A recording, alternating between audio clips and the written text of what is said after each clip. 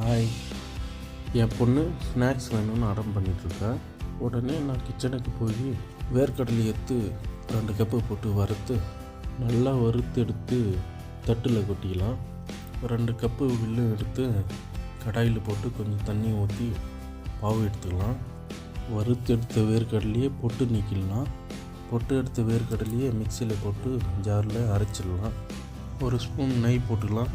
Butter ஷீட்டில் நெய் போட்டுக்கலாம், அப்போ தான் ஒட்டாமல் இருக்கும். போட்டு நல்லா கிண்டிடலாம்.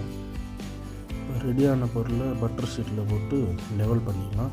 லெவல் பண்ணதை கட் பண்ணி பீஸாக எடுத்துக்கலாம். இப்போ வேர்க்கடலை பருப்பி நம்மளுக்கு ரெடி ஆகிடுச்சு.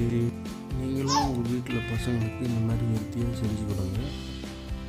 இப்போ என் பொண்ணு கையில் கொடுத்து டேஸ்ட் பண்ண சொன்னால்